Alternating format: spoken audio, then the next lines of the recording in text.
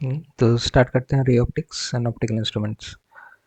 पहला है laws of reflection. Laws of reflection क्या कहते हैं कि incident light, normal and the reflected ray तीनों should lie in the same plane and तीनों मीट एट द पॉइंट और angle of incidence and angle of reflection will be same. तो incidence, angle of incidence is the angle made normal और incident ray के साथ जो angle बनेगा इसको बोलेंगे एंगल ऑफ इंसिडेंस, और नॉर्मल और रिफ्लेक्टेड रे के साथ जो एंगल बनेगा उसको बोलेंगे एंगल ऑफ रिफ्लेक्शन। ये दोनों हमेशा इक्वल होंगे। एक और बात ध्यान रखना, इस तरह के क्वेश्चन आते हैं कि अगर इस तरह के एक्सिस है और ये एक्स है, ये वाई है, ये जेड है और मिरर रखा गया है एक्स वाई एक्सिस में, एक्स वाई एक्सिस में मिरर है और जो रे है वो गिरा है in the Y Z plane, यानी रे इस प्लेन में लाई करता है वाई जेड प्लेन में। तो उसके दो तरह के रिफ्लेक्शन हो सकते हैं। एक तो रे ऐसे गिर के ऐसे जा सकता है, माने in the Y Z plane only, ये भी वाई जेड प्लेन में है, ये भी वाई जेड प्लेन में है। या फिर रे ऐसे गिर के ऐसे जा सकता है, वाई जेड प्लेन में ऐसे गिर के ऐसे जा सकता है हॉराइजॉन्टल, ये हो गया वर्टिकल, वर्टिकल, और ये हो गया हॉराइजॉन्टल यानी in the X Z plane. तो रे का रिफ्लेक्शन अगर वाई जेड से रे आ रहा है तो या तो ये जा सकता है in the Y Z plane या फिर ये जा सकता है वाई जेड में गिर के एक्स जेड प्लेन में, यानी एक्स जेड प्लेन हो गया हॉराइजॉन्टल अगर गिर जाएगा लाइट, एंड ये हो गया अगर लाइट वर्टिकल जाएगा तो।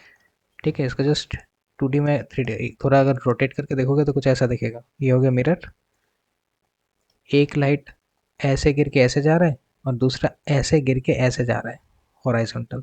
ठीक है, हॉराइजॉन्टल, एक हो गया वर्टिकल। बस। नेक्स्ट, स्पेरिकल मिरर्स दो तरह के होते हैं, एक होता है कॉनकेव और कॉन्वेक्स। तो कॉन्वेक्स में जो रिफ्लेक्टिव सरफेस होता है बाहर की तरफ होता है, कॉनकेव में रिफ्लेक्टिव सरफेस अंदर की तरफ होता है। मिरर के इस वाले पॉइंट को पोल बोलते हैं, यहाँ होता है सेंटर ऑफ कर्वेचर, दोनों के बीच के हाफ डिस्टेंस को बोला जाता है फोकस, या और इस डिस्टेंस पोल से मेजर किया जाता है। सारे डिस्टेंसेस मेजरमेंट पोल से स्टार्ट होता है। पोल से फोकस तक का distance is called focal length, pole से सेंटर तक का distance is called radius of curvature. Sign convention, अगर सारे डिस्टेंसेस मेजर करेंगे from the pole, measurement start हमेशा पोल से होगा। अगर डिस्टेंस मेजर किए जाएंगे in the direction of incident light, यानी तुम जो भी डिस्टेंस मेजर कर रहे हो अगर वो इंसिडेंट लाइट के डायरेक्शन में है then it will be considered positive, otherwise negative. और distances above principal axis are always positive and below principal axis are always negative.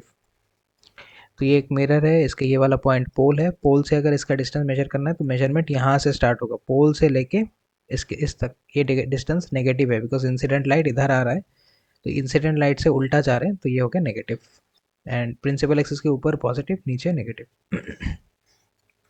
Image दो तरह के होते हैं, रियल इमेज जहाँ पे form by actual intersection of light and real image can be formed on a screen. तो virtual image is formed by imaginary intersection और virtual image can not be projected on a screen.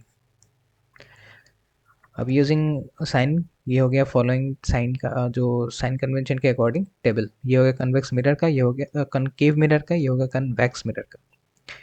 Concave mirror के case में जहाँ पे image real आ रहा है, in real image case object distance negative, distance of image negative, focal negative, height of object positive, height image negative. Image height negative क्यों? Because real है ना, real image हमेशा नीचे की तरफ होता है, प्रिंसिपल एक्सिस के नीचे की तरफ होता है, इन्वर्टेड, इसलिए negative.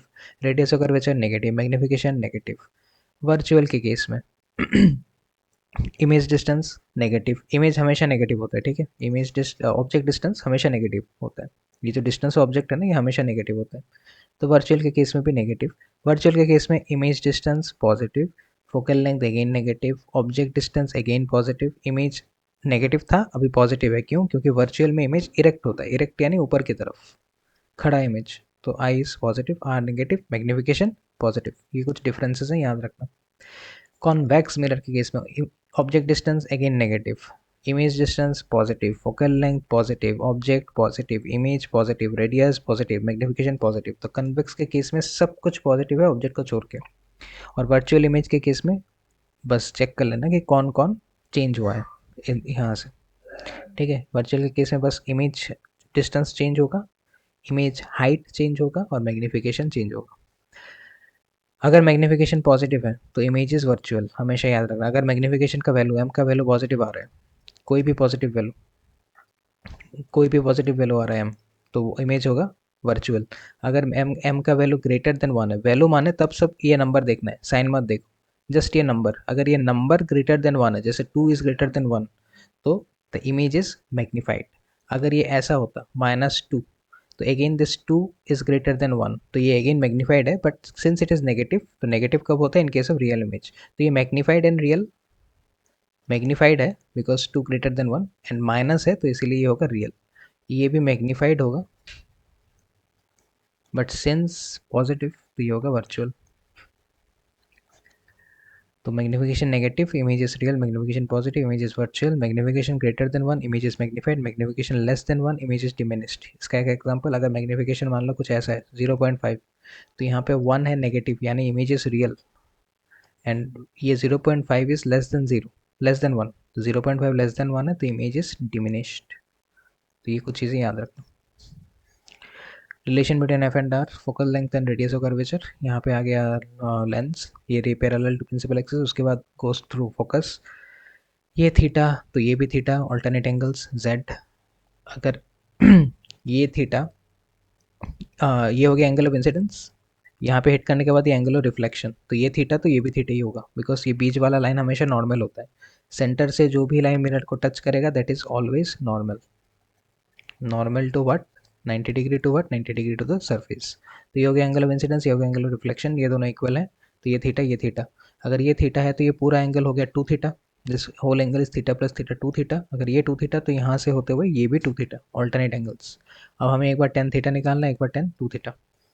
Ten theta is perpendicular, tan theta is perpendicular, tan theta is perpendicular by base, and tan 2 theta is also perpendicular by base। पहले tan theta ही देख लेते हैं।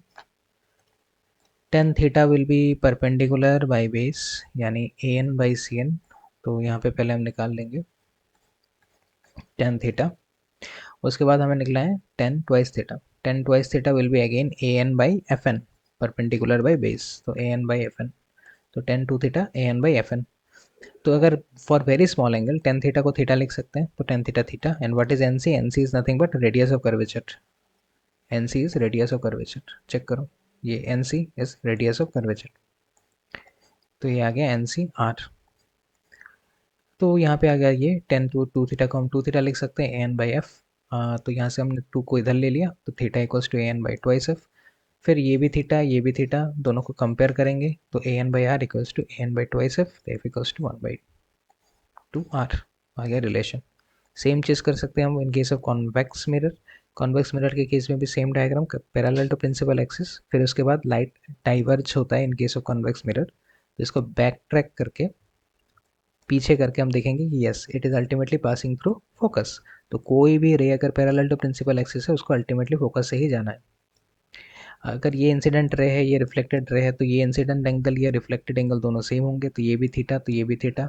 अगर ये पूरा एंगल थीटा है, अगर ये पूरा एंगल थीटा है तो ये एंगल भी, ये पूरा एंगल 2 थीटा है, थीटा प्लस थीटा 2 थीटा, तो ये भी 2 थीटा होगा। According to, according to which relation? According to corresponding angle. ये भी थीटा ये भी 2 थीटा, तो ये भी 2 theta, according to corresponding angle का कॉन्सेप्ट। ठीक है, ये दोनों angles F shape is represents corresponding angles, तो ये 2 थीटा तो ये भी 2 थीटा। सिमिलरली ये थीटा तो ये भी थीटा, कैसे? सिंपल है, वर्टिकली ऑपोजिट एंगल्स। ये थीटा तो ये भी theta, because these two are straight lines, तो ये वर्टिकली ऑपोजिट एंगल हो गया। तो ये थीटा ये 2 थीटा, तो ये क्या होगा? ये भी थीटा होगा, कैसे? External angle is sum of two internal angles, तो इस ट्राइंगल में, इस ट्राइंगल में ये 2 थीटा, तो ये external angle equal to sum of two opposite internal angles. ये तो थीटा में पहले से पता है, ये है 2 थीटा, तो ये 2 थीटा अगर ये थीटा है तो इसको थीटा ही होना पड़ेगा, तभी theta plus theta will be equal to 2 theta, तभी मेरा external angle will be equal to sum of two internal angles.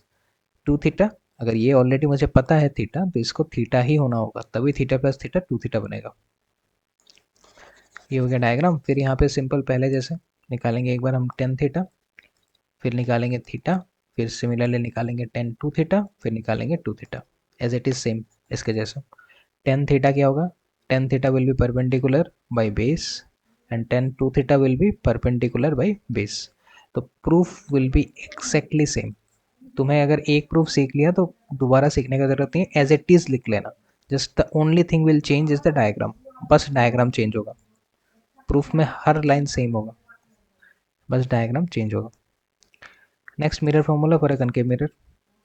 ये आ गया कनकेव मिरर, यहाँ से रे जा रहा है पैरेलल टू प्रिंसिपल एक्सिस, उसके बाद पासिंग थ्रू द फोकस। एक और रे जा रहा है through the centre of curvature and it retraces it path. कोई डिफ्लेक्शन नहीं होगी, सीधा जाएगा, जाके वापस इसी पाथ पे घूम के आएगा। Another ray goes through this, hits the pole and goes like this. तो जो भी रे पोल को हिट करके निकलेगा वो सेम एंगल पे रिटर्न आएगा। जो भी पोल को हिट करेगा वो वापस उसी एंगल से निकल के जाएगा। पोल से लेके फोकस तक का distance will be focal length, pole से लेके फोकस तक का डिस्टेंस फोकल लेंथ, पोल से लेके ऑब्जेक्ट का डिस्टेंस u, पोल से लेके इमेज का डिस्टेंस v। अब सॉल्व करते हैं। In triangle A dash B dash F and E N F, हमें दो ट्राइंगल ऐसे चूज करने हैं, A dash B dash F F, A dash B dash F and E N F, ये दो ट्राइंगल चूज करेंगे। ध्यान रखना दो ट्राइंगल ऐसे होंगे जिनमें focus will be the common point, और दोनों राइट एंगल ट्राइंगल होने चाहिए।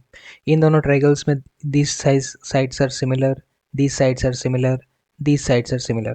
सिमिलर साइड्स में से हमें ये साइड इधर वाले लाइंस का ना कोई वैल्यू नहीं पता, हमें सिर्फ इनका वैल्यू पता है f, और इनका पता है ऑब्जेक्ट हाइट इमेज हाइट, तो इनका पता है। ये केस किसके बराबर है, ये वाला height is equal to A B, ये दोनों पैरेलल है। तो हमें इसका पता है, हमें इसका पता है, तो हम उन्हीं साइड्स का लेंगे जिनका वैल्यू हमें पता है। ठीक है, तो जिन जिनका साइड्स का वैल्यू पता है हम बस उन्हीं साइड्स को चूज करेंगे। तो इन दो ट्राइंगल्स में वी विल टेक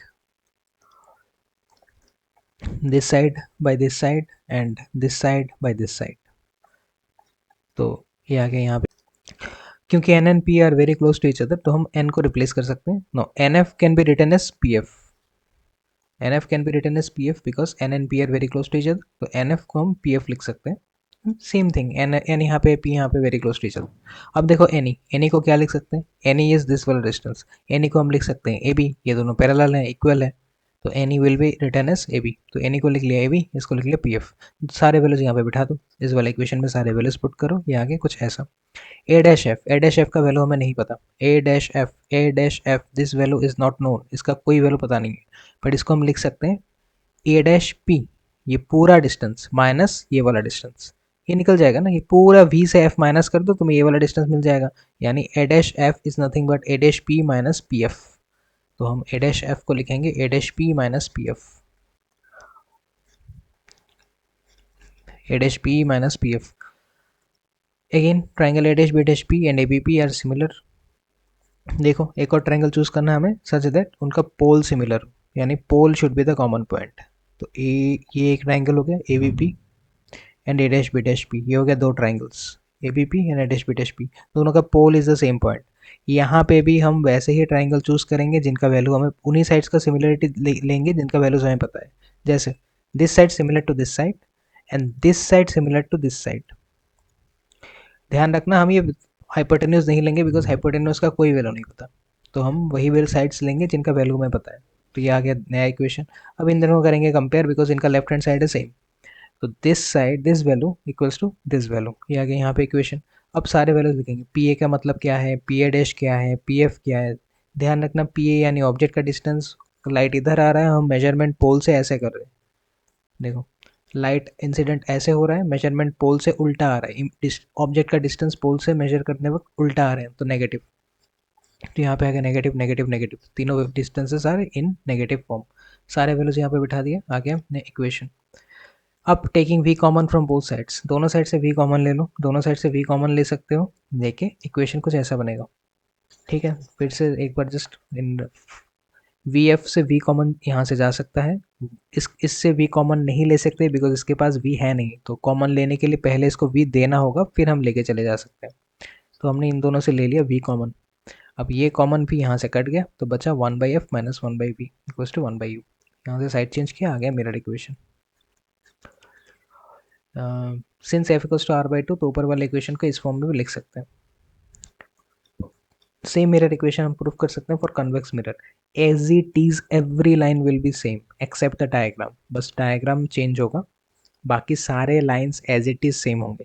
क्या क्या डायग्राम में चेंज हुआ है? पहला, पैरेलल रे आफ्टर रिफ्लेक्शन ऐसे जाएगा, बैक ट्रैक करोगे तो फोकस से पास होगा।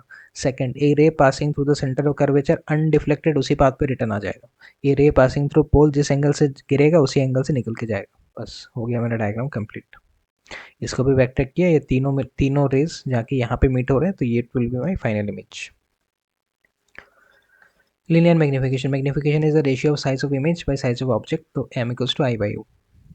Magnification is produced by concave mirror, तो कनकेव मिरर की मैग्निफिकेशन के लिए नेक्स्ट है magnification produced bye concave mirror. Magnification के लिए जो डायग्राम है वो मिरर डायग्राम के जैसा एक्जैक्टली सेम है, मिरर फॉर्मूला का प्रूफ का डायग्राम। इस पे हम ये वाला पार्ट स्किप कर सकते हैं, ये नहीं चाहिए, ठीक है, ये वाला पार्ट यू कैन स्किप, नहीं चाहिए, ये वाला पार्ट इस प्रूफ में नहीं चाहिए। डायरेक्ट यहाँ से स्टार्ट करेंगे।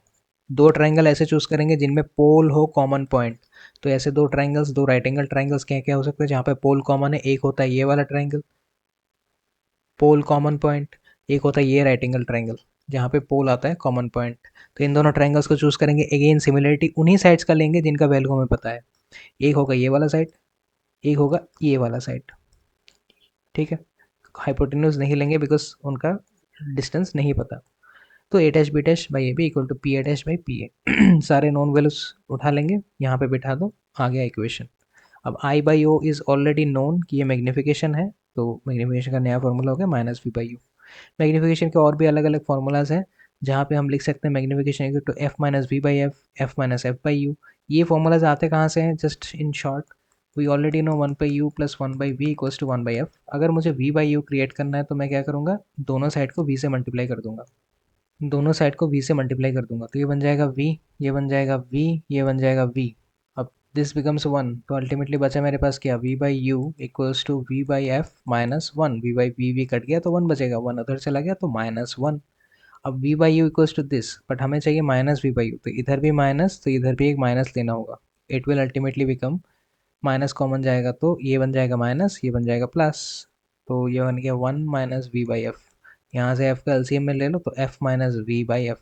तो अल्टीमेटली हमें मैग्निफिकेशन के लिए नया फॉर्मूला क्या मिला? F minus V by F, तो F minus V by F. Similarly अगर तुम वी बाई यू की जगह यहाँ पे यू क्रिएट करना चाहते हो तो आंसर कुछ इक्वेशन ऐसे आएगा, ठीक है। Magnification produced by convex mirror, तो मिरर के कन्वेक्स के लिए same to same as it is same, कोई चेंज नहीं होगा, final answer exactly same. Convex mirror हो कनकेव मिरर हो, प्रूफ इज एग्जैक्टली सेम, ठीक है। डायग्राम बस चेंज होगा। डायग्राम कन्वेक्स मिरर के लिए कौन सा डायग्राम ड्रॉ करेंगे? ये वाला डायग्राम, मिरर फॉर्मूला का कन्वेक्स का डायग्राम, बस।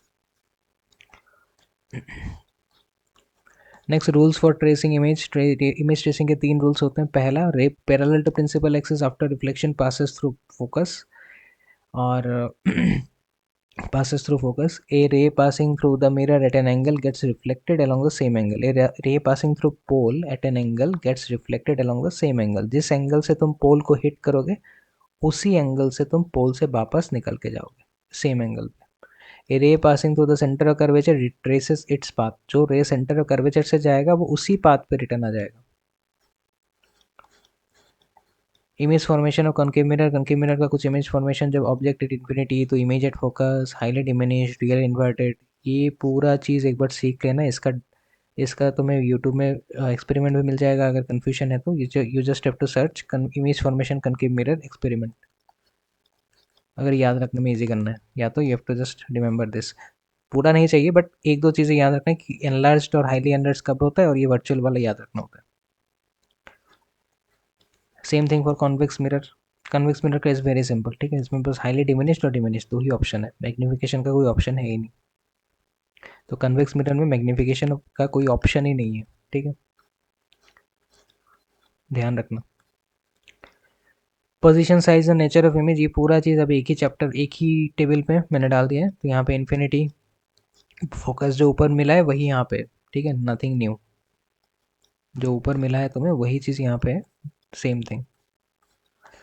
एप्लीकेशन ऑफ स्पेरिकल मिरर्स, एक दो एप्लीकेशन सीख लेना। स्पेरिकल मिरर्स कहाँ कहाँ यूज़ होते हैं, कनकेव कहाँ यूज़ होता है, कन्वेक्स कहाँ यूज़ होता है। If a plane mirrors are inclined 90 degree to each other, अगर दो plane mirror 90 degree to each other डालोगे and the emergent ray is anti parallel to incident ray, तो याद रखना तब इमर्जेंट रे, ये अगर इमर्जेंट रे है और ये इंसिडेंट रे है तो ये दोनों एंटी पैरेलल होंगे. रोटेशन.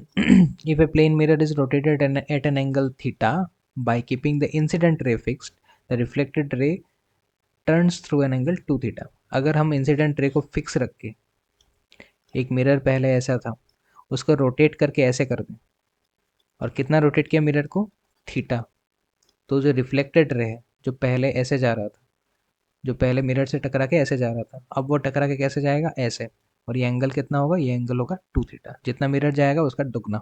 ठीक है. नया रिफ्लेक्टेड रे कैसे जाएगा, यहाँ से हिट होके ऐसे, ठीक है, नया रिफ्लेक्टेड रे कितने एंगल से जाएगा, 2 theta. A man of height H requires a mirror of length H by 2 to see his own image. ध्यान रखना, अगर एक इंसान का हाइट एज है तो उसको सिर्फ एक मिरर चाहिए उसके आधे हाइट का, ताकि वो अपना पूरा इमेज देख सके. और to see a complete world behind himself, अगर उसके अपने, उसके पीछे का अपना पूरा वॉल देखना है, उसका हाइट देखने के लिए मिरर का हाइट कितना होना चाहिए, उसके हाइट का आधा. और अगर उसके पीछे का वॉल उसको पूरा देखना है, ठीक है, उस इंसान के पीछे जो पूरा वॉल है उसको वो पूरा वॉल मिरर में देखना है. To see the complete wall behind the person requires the plane mirror of at least 1/3 height of the wall. तो अगर वॉल का हाइट है x, तो मिरर का हाइट होना चाहिए x/3. ठीक है. तो अगर तुम्हें पूरा वॉल देखना है तो वॉल के हाइट का 1/3 का मिरर चाहिए. अगर तुम्हें अपना अपना हाइट या अपना पूरा सर से लेके पाँव तक देखना है तो तुम्हें अपने हाइट का आधे हाइट का मिरर चाहिए. In case of convex mirrors, the object moves away from the mirror, the image becomes smaller and moves closer to the focus. तो अगर कन्वेक्स मिरर में ऑब्जेक्ट मिरर से दूर जाएगा तो इमेज छोटा बन जाता है. Image found by mirrors do not show chromatic aberration, माने कोनो किसी तरह का कोई कलर शिफ्ट नहीं होता. ठीक है. कलर क्रोमेटिक एबरेशन माने पिक्चर के साइड में रेनबो कलर जैसा कुछ दिखना. ठीक है. ऐसा कुछ नहीं होता है, नहीं कोर्स में वैसे भी. But for convex mirror maximum image distance is it's focal length. याद रखना, कन्वेक्स मिरर के केस में इमेज मैक्सिमम कितना दूर जा सकता है, फोकल लेंथ तक ही, उससे ज़्यादा दूर मिरर इमेज नहीं जा सकता पोल से. तो इन कन्वेक्स मिरर मैक्सिमम जो इमेज डिस्टेंस जा सकता है वो है focal length. In concave mirror minimum distance between a real object and it's real image is 0. एक मिनिमम डिस्टेंस हम कितना रख सकते हैं एक रियल ऑब्जेक्ट और रियल इमेज के बीच में इन ए कनकेव मिरर, ई 0. क्यों? क्योंकि जब कनकेव मिरर में ऑब्जेक्ट ट्वाइस एफ होता है तो उसका इमेज भी ट्वाइस एफ में ही होता है. तो इन दोनों के बीच में डिस्टेंस कितना है, 0. तो ये मिनिमम डिस्टेंस कितना रख सकते हैं हम, 0. ये एमसीक्यू क्वेश्चन से याद रखना.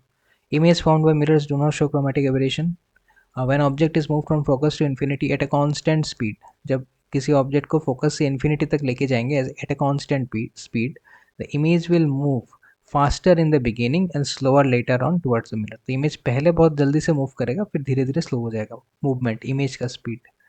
At every part of the mirror forms a complete image. If a part of the mirror is obstructed, full image will be found, but intensity will be reduced. ध्यान रखना, मिरर का हर हिस्सा एक image object का पूरा image ही create करता है. तो अगर हम मिरर को आधा ढक दे तो भी हमें ऑब्जेक्ट पूरा दिखेगा, बट उसका ब्राइटनेस कम हो जाएगा. ठीक है. तो अगर एक बहुत बड़ा मिरर है उस पर तुम अपना पूरा इमेज ही देख सकते हो, but it will B brighter. But अगर मैं उसी मिरर का आधा ढक दूँ, उसी मिरर का आधा ढक दूँ, तब भी तुम अपना पूरा इमेज देख पाओगे, बट तुम्हारा इमेज थोड़ा लेस ब्राइट होगा. Intensity will be reduced. Can convex mirror produce a real image? Yes, if distance of virtual object is less than focal length. Convex mirror एक ही केस में रियल इमेज बना सकता है. कब? जब डिस्टेंस ऑफ वर्चुअल ऑब्जेक्ट, ध्यान रखना, real object से कभी नहीं बना सकता वो रियल इमेज तभी बना सकता है जब कुछ वर्चुअल ऑब्जेक्ट हो, यानी इमेजिनरी ऑब्जेक्ट हो, और वो फोकल लेंथ से कम डिस्टेंस पे हो, यानी इनसाइड द फोकल लेंथ. ठीक है. तो एक ही केस है जहाँ पे रियल इमेज पॉसिबल है, जब वर्चुअल ऑब्जेक्ट, ये देखो, virtual object is inside the focus, और ये वर्चुअल ऑब्जेक्ट होना चाहिए. वर्चुअल ऑब्जेक्ट यानी इमेजिनरी ऑब्जेक्ट, वो फोकस के अंदर होना चाहिए, तभी वो रियल इमेज क्रिएट करेगा. तो yes it is possible, but in a very specific case. और ये एक्सेप्शनल केस है, बिकॉज रियल ऑब्जेक्ट अगर डालोगे ना वर्चुअल ऑब्जेक्ट की जगह, अगर सही सही ऑब्जेक्ट लेके आओगे जो मिरर के बाहर है, तो वो कभी रियल इमेज नहीं देगा. पर अगर एक इमेजिनरी ऑब्जेक्ट लोगे जो मिरर के अंदर है, तब you can get a real image. तो ये बातें याद रखना, ये एमसीक्यू क्वेश्चन है. रिफ्रैक्शन ऑफ लाइट तो पता है, bending of light. Refractive index of a medium is that characteristic which decide speed of light in it. ठीक है, रिफ्रैक्टिव इंडेक्स क्या डिसाइड करता है कि लाइट का स्पीड कितना होगा। It is a scalar quantity, unit less and dimension less. Refractive index depend करता है नेचर ऑफ द मीडियम पे, कलर ऑफ द लाइट और वेवलेंथ पे भी रिफ्रैक्टिव इंडेक्स डिपेंड होता है, टेम्परेचर पे भी रिफ्रैक्टिव इंडेक्स डिपेंड होता है। Refractive index decreases with increase in temperature. Temperature बढ़ाओगे तो रिफ्रैक्टिव इंडेक्स घटेगा, यानी म्यू घटेगा। ठीक है, टेम्परेचर रिफ्रैक्टिव इंडेक्स उल्टा relation. Laws of refraction. Laws of reflection में क्या क्या है? पहला कि incident ray, normal and reflected ray all lie in the same plane, and second is Snell's law. The ratio of sine of angle of incidence, angle of incidence जो हमेशा normal के साथ ही कैलकुलेट होता है, the sine of angle of incidence divided by sine of angle of refraction जो again normal के साथ कैलकुलेट होता है, equals to refractive index of the medium. This is called Snell's law of refraction. Refractive index of the medium a mu b, because light a से b में जा रहा है तो हम refractive index a mu b लिखेंगे, a से b।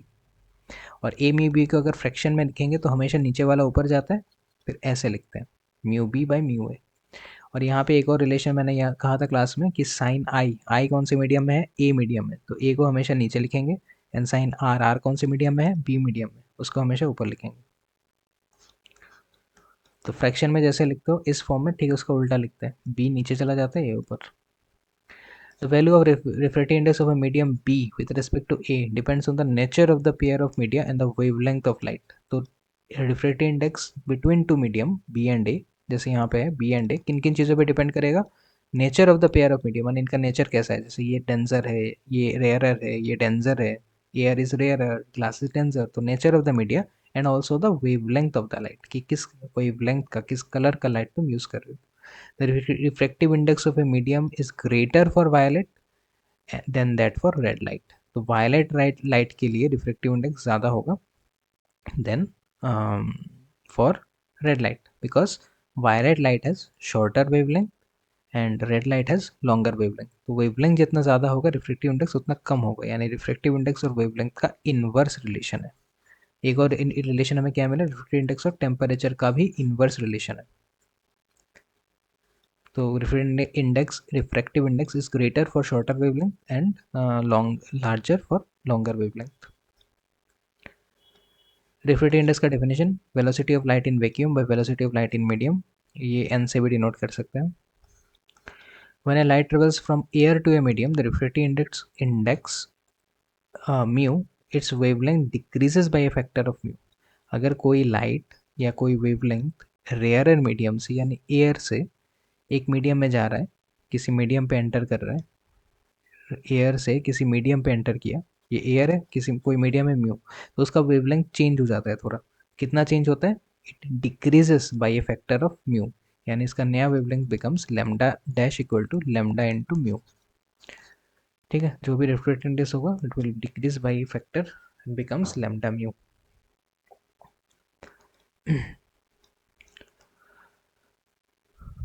A medium having a larger value of refractive index is called denser, यानी डेंजर मीडियम का रिफ्रैक्टिव इंडेक्स ज़्यादा होगा। जैसे 1.5 is a denser medium compare to 1। Similarly 1.3 is a rarer medium compare to 1/1.5। तो जिसका refractive index ज़्यादा it is denser, जिसका refractive index कम it is rarer. Principle of reversibility of light.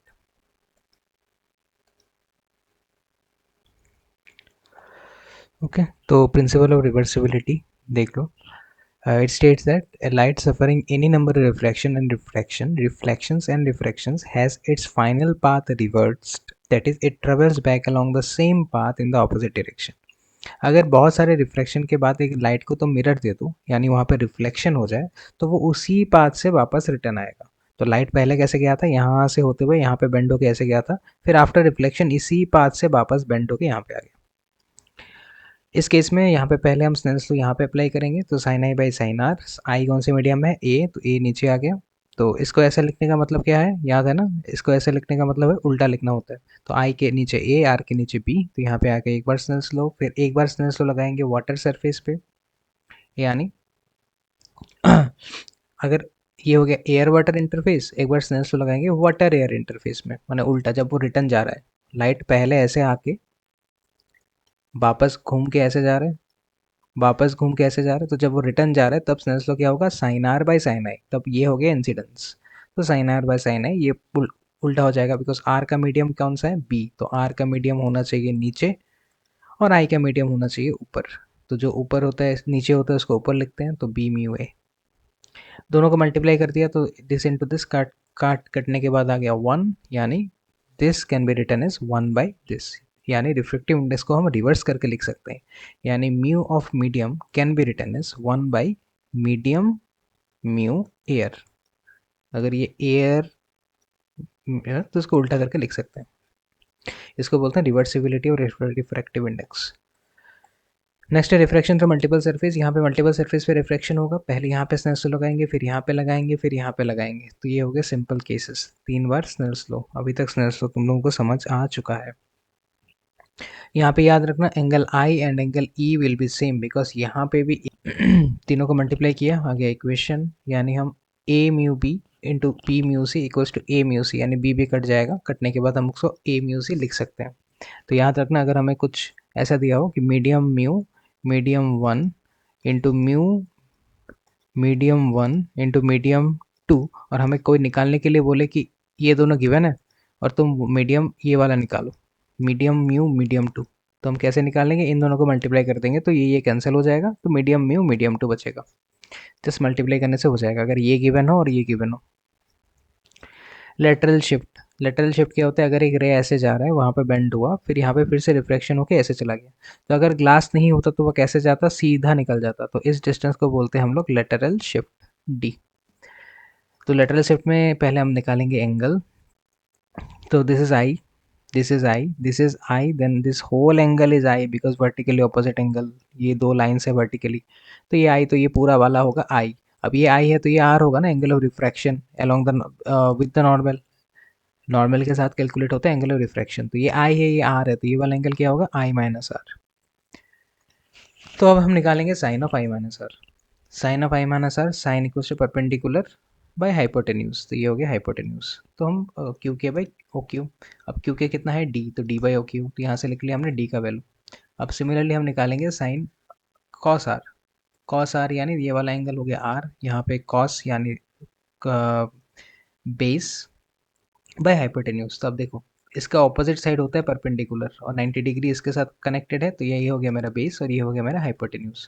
तो कॉस आर हम लिख सकते हैं O N by O Q, so O N dash, sorry ये एन डैश है, O N dash by O Q. O N dash माने क्या होता है, स्लैब का थिकनेस, उसको लिया है हमने टी, तो ये हो गया टी बाई ओ क्यू, यहाँ से हमने ओ क्यू निकाल लिया, वो ओ क्यू हम जाके ऊपर बिठा देंगे यहाँ पे, तो आ गया हमारे पास डी का इक्वेशन, इसको बोलते हैं लेटरल शिफ्ट का वैल्यू। यहाँ से ध्यान रखना कि थिकनेस इंक्रीज करेंगे तो लेटरल शिफ्ट इंक्रीज होगा। तो लेटरल शिफ्ट कब कब इंक्रीज होगा, जब थिकनेस इंक्रीज करेंगे, because direct relation. Lateral shift increase होगा जब एंगल ऑफ इंसिडेंस इंक्रीज करेंगे, बिकॉज एंगल ऑफ इंसिडेंस के साथ direct relation. Increases with refractive index, mu के साथ भी लेटरल शिफ्ट इंक्रीज होगा, तो ये लास्ट वाला याद रखना, म्यू के साथ लेटरल शिफ्ट इंक्रीज होता है। रियल डेप्थ, अपरेंट डेप्थ, अगर किसी चीज़ को यहाँ पे रखोगे तो उसका एक लाइट जो नॉर्मल के अलोंग है वो बिना रिफ्रैक्शन के सीधा निकल जाता है, हमेशा कोई भी लाइट अगर नॉर्मल के अलोंग है तो वो बिना रिफ्रैक्शन के सीधा निकल जाता है।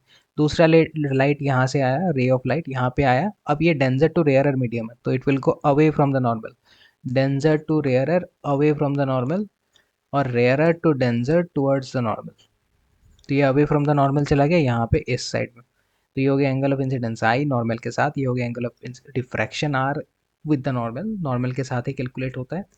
तो हमारी आंखों को वो बेंडिंग ऑफ लाइट समझ में नहीं आता, तो तुम्हारी आंखों को कैसे क्या लगेगा कि ये लाइट एक्चुअली यहाँ से आ रहा है, तो ऑब्जेक्ट एक्चुअली है यहाँ पे बट लग रहा है यहाँ पे है, तो इसको बोलते हैं real depth, and this distance, sorry, तो इसको बोलते हैं real depth, this is called real depth from the surface of water, and this is called apparent depth, यानी तुम्हें लग रहा है कि यहाँ पे है, this is called apparent depth, जहाँ पे हमें लग रहा है, और जहाँ पे एक्चुअली है उसको बोलते हैं रियल डेप्थ। तो real depth by apparent depth is nothing but refractive index, ठीक है, रिफ्रेक्टिव इंडेक्स, तो ओ ए बाई आई ए, ओ ए मतलब ये ओ ए पानी की यहाँ से रियल डेप्थ, और ओ आई ए यहाँ पे आई ए, तो आई ए यानी apparent depth. It may be pointed out that normal shift in in the position of the object depends upon real depth of the object, that is thickness of the refractive medium. तो ये जो normal shift है इसको normal shift बोलते हैं because particle ऊपर उठ गया है, ठीक है, ऊपर उठ गया है यानी 90 डिग्री, तो इसको बोलते हैं नॉर्मल शिफ्ट। और इसको बोलते हैं लेटरल शिफ्ट बिकॉज वो साइड में शिफ्ट हो गया है, जाना चाहिए था यहाँ पे, आ गया है यहाँ पे, तो ये हो गया लेटरल शिफ्ट। और जाना होना चाहिए था यहाँ पे बट आ गया है यहाँ पे, ये हो गया normal shift.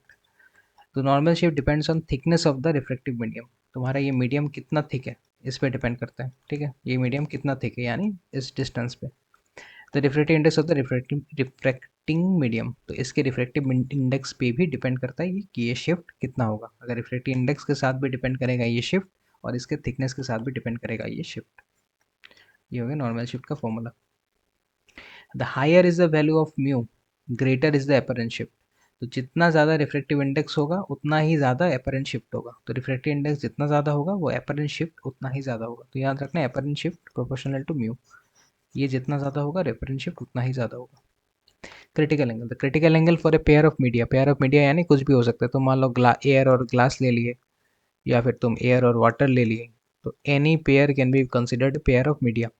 It may be defined as the angle of incidence in the denser medium। तो लाइट हमेशा क्रिटिकल एंगल के लिए light should go from denser to rarer. तो angle of incidence in the denser medium normal के साथ कुछ ऐसा होना चाहिए for which the angle of refraction in the rarer medium, angle of refraction in the rarer medium is 90 degree. यानी तुम्हारा angle of incidence कुछ ऐसा होना चाहिए, ये एंगल ऑफ इंसिडेंस कुछ ऐसा होना चाहिए कि जो एंगल ऑफ रिफ्रैक्शन होगा इन the rarer medium it will be 90 degree always. जैसे ग्लास एयर के केस में लाइट कुछ ऐसे एंगल पे गिरना चाहिए जहाँ पे अगर हम नॉर्मल्स के साथ एंगल लें, एंगल ऑफ इंसिडेंस, तो उसका जो रिफ्लेक्टेड रे होगा वो ऐसे पास हो 90 degree in the rarer medium. ऐसे एंगल ऑफ इंसिडेंस को हम बोलते हैं क्रिटिकल एंगल।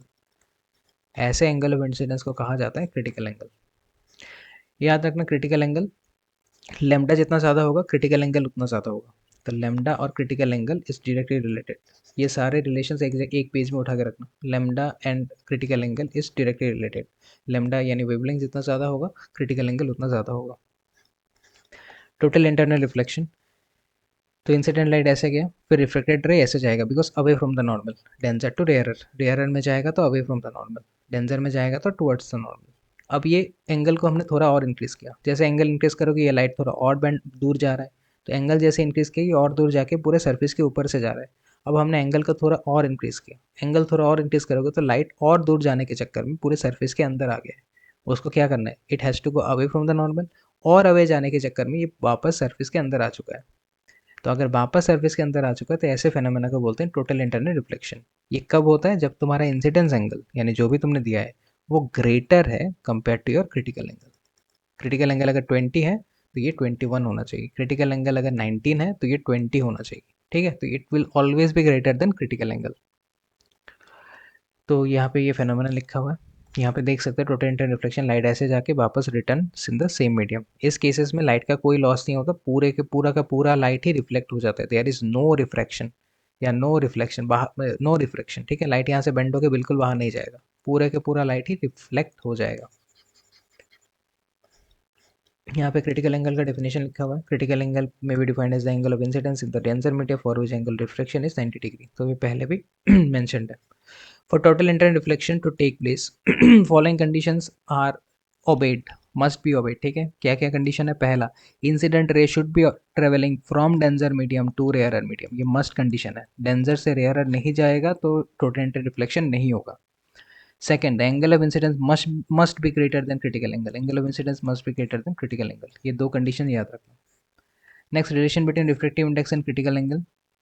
अब पहले हमें पता है स्नेल्स लॉ क्या है, ये है स्नेल्स लॉ। कैसे केसेस में जहाँ पे light is going from B to A, तो मान लेते हैं एक मीडियम है बी, एक मीडियम है A, light is going from B to A, तो यहाँ पे एक लाइट ले लेते हैं, light is going from B and to A.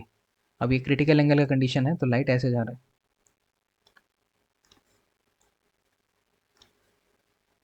Light ऐसे जा रहा है, ये हो गया 90 डिग्री, ये हो गया एंगल ऑफ इंसिडेंस या क्रिटिकल एंगल कुछ भी। अब ऐसे वाले केसेस में sine I by sine R करेंगे, तो पहले थोड़ी देर के लिए मान लो कि ये आई है ये आर है, तो sine I by sine R, I कौन से मीडियम में है, आई बी में है, तो हम नीचे कौन सा लिखेंगे, नीचे लिखेंगे बी, आई बी में है तो बी नीचे, ये ए आ गया। ऐसे मीडियम को लिखते वक्त बी ऊपर लिखा जाता है, फिर ए। तो sine A by sine R is B mu है, sine A by sine R is B mu है। अब जब क्रिटिकल एंगल होगा तब I will become equal to C and R will become equal to 90, because at critical angle of reflection is 90।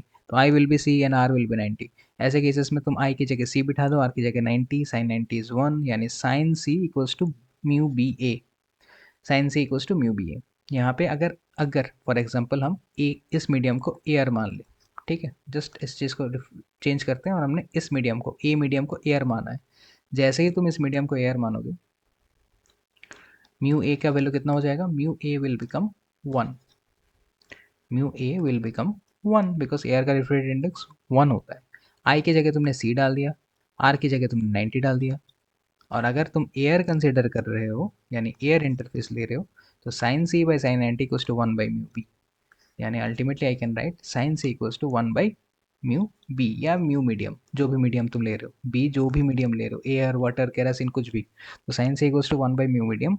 और mu medium का एक और relation है, mu medium is 1 by lambda. तो ये दो रिलेशन याद रखना, ये तीन रिलेशन, ठीक है। पहला, sine C equals to 1 by mu medium in case of air interface, and mu medium is inversely proportional to lambda, यानी वेवलेंथ बढ़ेगा तो मीडियम रिफ्रेक्टिव इंडेक्स घटेगा। And critical angle is directly proportional to lambda, तो lambda बढ़ेगा तो critical angle भी बढ़ेगा, ठीक है। और याद रखना विप जी और में, R has the maximum wavelength and V has the minimum wavelength. और फ्रीक्वेंसी ठीक इसका उल्टा होगा, तो इसका मैक्सिमम फ्रीक्वेंसी, इसका minimum frequency. Optical fibres, optical fibre में क्या क्या होता है, ऑप्टिकल फाइबर में अंदर एक ग्लास, एक कोर होता है जिसके सराउंडिंग में क्लेडिंग होता है। Core is danger medium, cladding is rarer medium. यहाँ पे दिख रहा है कोर का रिफ्रैक्टिव इंडेक्स है 1.7, कोटिंग का है 1.5, तो 1.7 is danger, this is rarer. ऐसे केसेस में ही टोटल इंटर रिफ्लेक्शन पॉसिबल है, जहाँ पे डेंजर से रेयरर में जा रहे हैं। तो ये हो गया ऑप्टिकल फाइबर, जहाँ पे light undergoes multiple total internal reflection. Uses optical fibre पढ़ लेना, यहाँ पे कुछ एक वीडियोस हैं, फोटोज हैं। Next, spherical reflecting surface. Spherical reflecting surface दो तरह के होते हैं, कॉन्वेक्स एंड कॉनकेव। यहाँ पे है कॉनकेव, यहाँ पे है convex.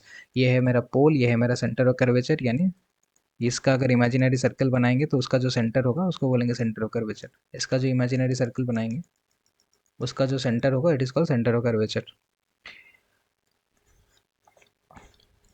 Refraction at convex spherical surface, ये भी एक इंपॉर्टेंट प्रूफ हो सकता है।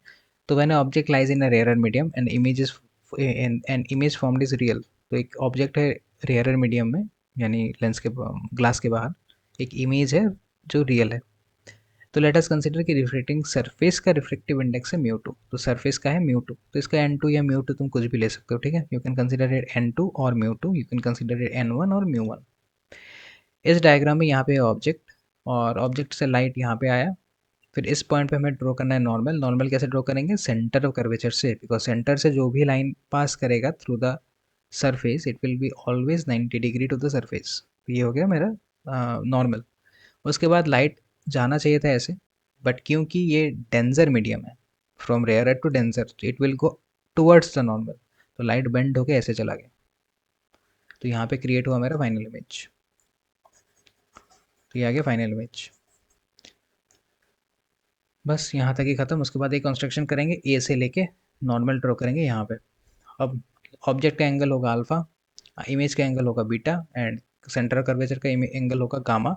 यहाँ पे लाइट को टोटल इंटरनल यहाँ पे रिफ्रैक्शन हो रहा है, तो नॉर्मल के साथ एंगल आई हो गया एंगल ऑफ इंसिडेंस, नॉर्मल के साथ एंगल आर हो गया एंगल ऑफ रिफ्रैक्शन। हमें पहले से पता है external angle equal to sum of two opposite internal angles, sum of two opposite internal angles. तो हमने यहाँ पे ले लिया from triangle AOC, triangle AOC में जाओ, AOC में I is the external angle, तो I will be equal to two internal angles जो अपोजिट होंगे, यानी आई के साथ टचिंग नहीं होंगे। तो AOC में आई के साथ नॉट टचिंग, AOC में आई के साथ not touching two opposite internal angles is alpha and gamma, तो I equals to alpha plus gamma. अब क्योंकि alpha and gamma are small angles, तो हम अल्फा को लिख सकते हैं 10 अल्फा, गामा को लिख सकते हैं 10 गामा, बिकॉज स्मॉल एंगल के लिए theta and tan theta are the same thing. अब in the right angle triangle ANO and ANC, तो A N C and A N O, हम दो राइट एंगल ट्रायंगल चूज करेंगे।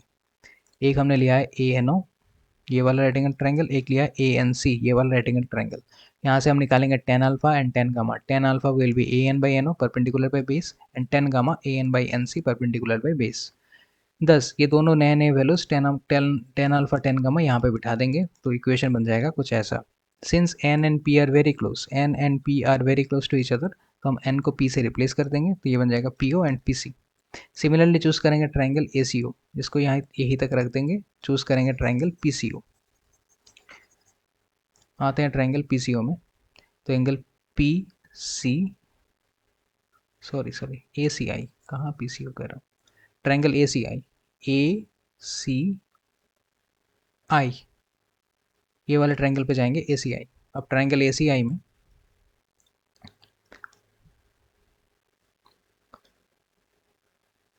Triangle A सी आई में gamma हो गया एक्सटर्नल एंगल, ये equal to होगा sum of two opposite internal angles यानी बीटा और आर। तो हम लिख सकते हैं gamma equals to R plus beta, यहाँ से हमने R equals to side change करके लिख लिया gamma minus beta. Again gamma and beta are small angles, तो हम गामा को लिख सकते हैं टेन गामा, बीटा को लिख सकते हैं tan beta. Ten gamma again perpendicular by base, तो टेन गामा के लिए ट्राइंगल चूज करेंगे ये वाला, तो ten gamma will be perpendicular by base, तो आ गया ए N by N C.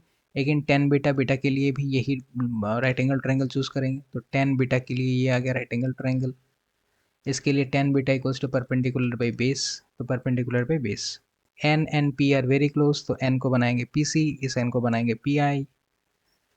N we know, इस पे लगाओ स्नेल्स लॉ, देखो स्नेल्स लॉ के अकॉर्डिंग क्या होगा, उस पॉइंट पे लगाएंगे स्नेल्स लॉ। यहाँ पे Snell's law equal to sine I by sine R, sine I by sine R. अब आई कौन से मीडियम में है, एन वन या म्यू वन, तो आई वाला मीडियम जाएगा नीचे, तो साइन आई कौन से मीडियम में, एन वन या म्यू वन, उसको नीचे लिखेंगे, आर का वाला ऊपर लिखेंगे। अब क्रॉस मल्टीप्लाई करेंगे, तो sine R into mu two और sine I into mu I.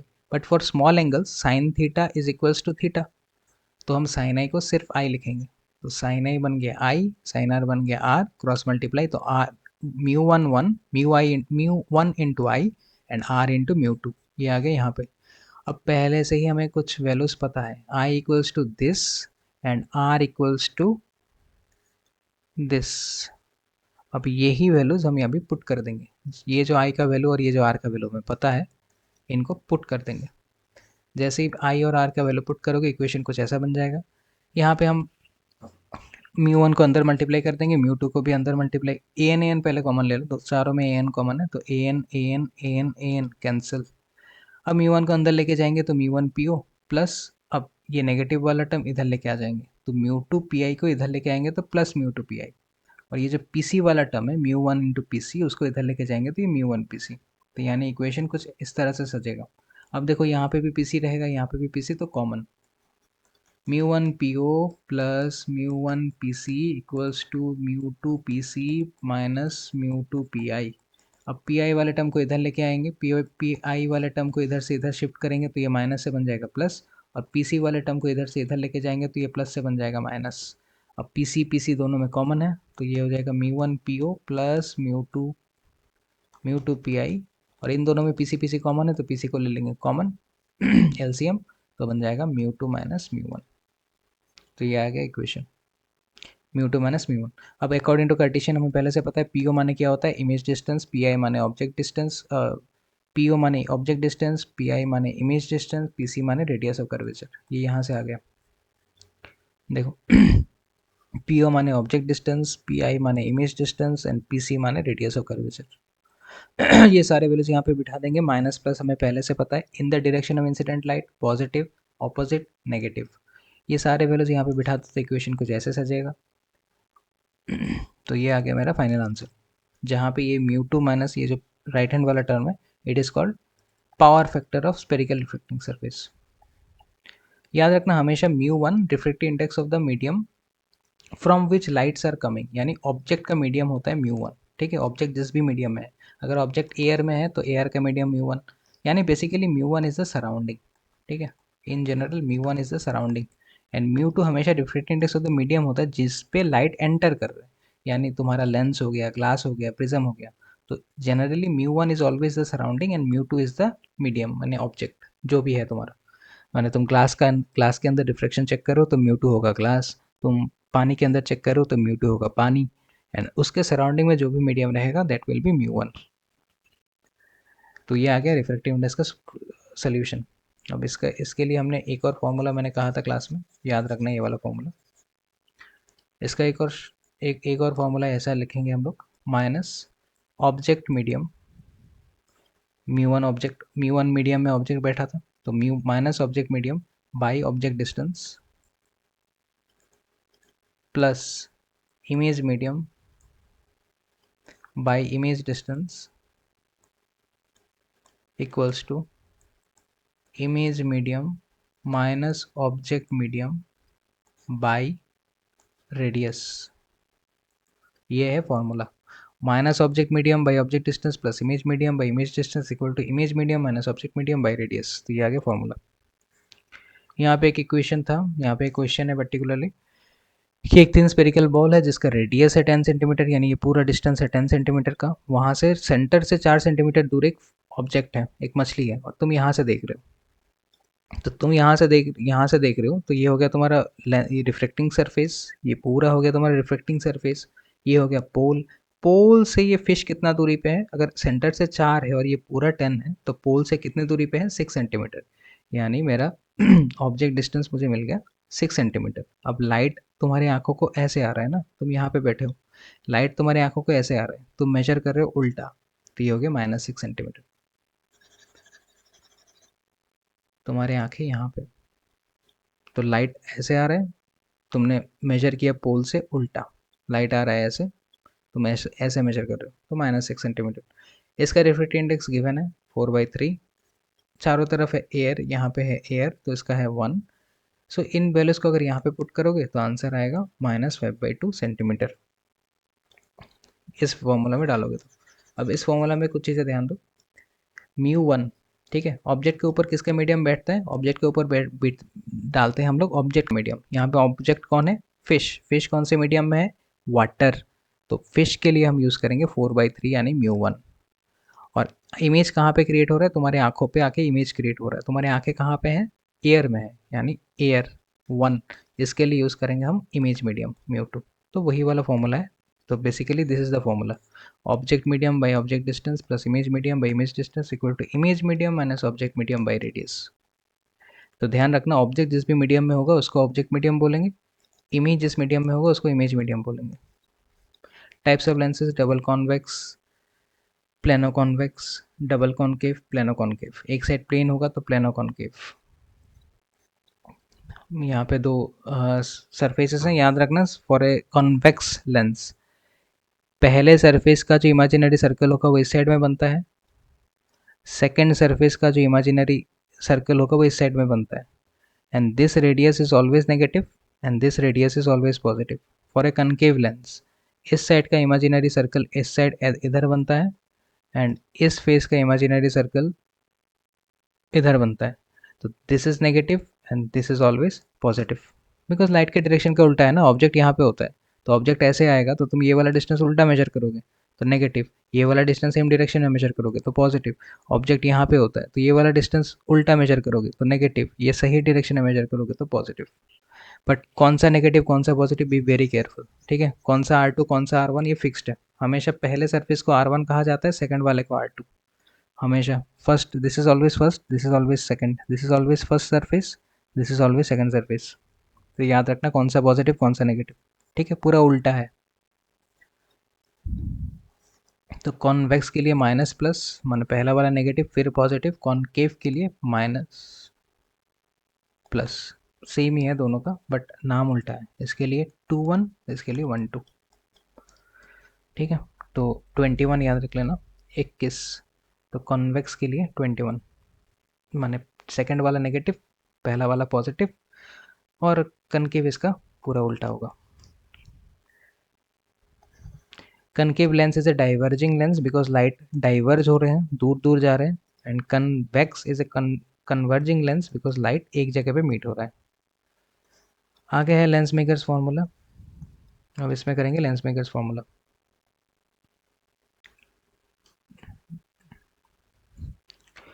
Okay, तो lens makers formula, let us consider एक कन्वेक्स लेंस जिसका रिफ्रैक्टिव इंडेक्स है म्यू 2, सराउंडिंग का रिफ्रैक्टिव इंडेक्स है म्यू 1।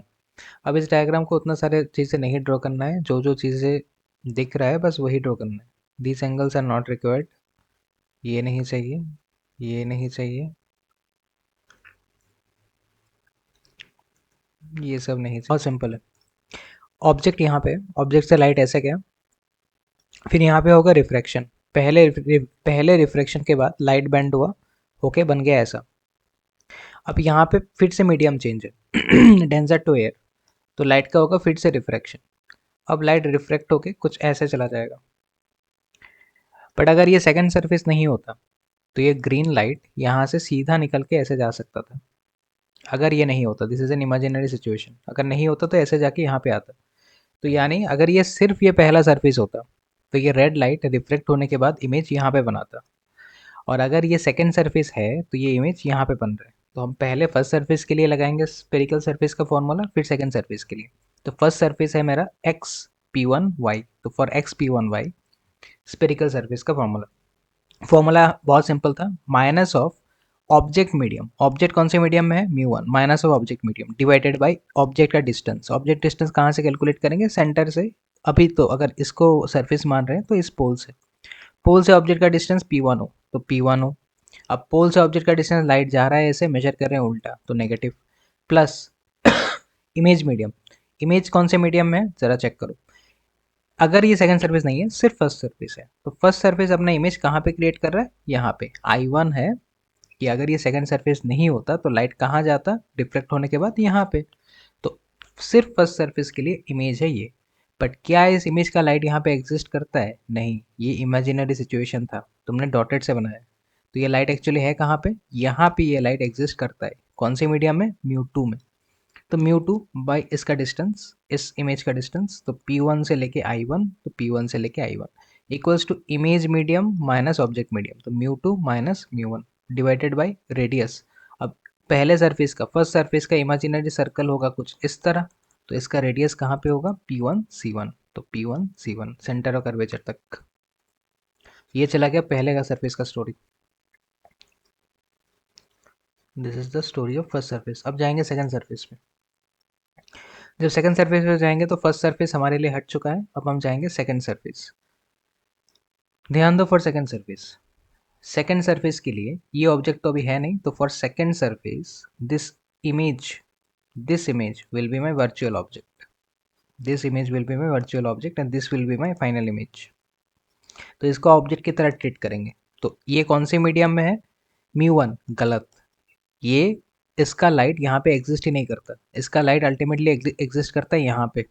तो ये कौन से मीडियम में हो गया, म्यू 2। तो इसके लिए सेकंड सर्फेस के लिए लिखेंगे म्यू 2, ठीक है, सेकंड सर्फेस के लिए लिखेंगे म्यू 2। देखो, for second surface object medium minus of mu 2 divided by object का डिस्टेंस, वर्चुअल ऑब्जेक्ट का डिस्टेंस कितना है, P2 से लेके I1, तो P2 से लेके I1 plus image medium, image कौन से मीडियम में है, इमेज का लाइट एग्जिस्ट करता है म्यू 1 में, तो इमेज कौन से मीडियम में है, म्यू 1, बिकॉज इमेज का लाइट स्ट्रेट लाइन है, ये एग्जिस्ट कर रहा है, ये फाइनली यहाँ पे ही आया था।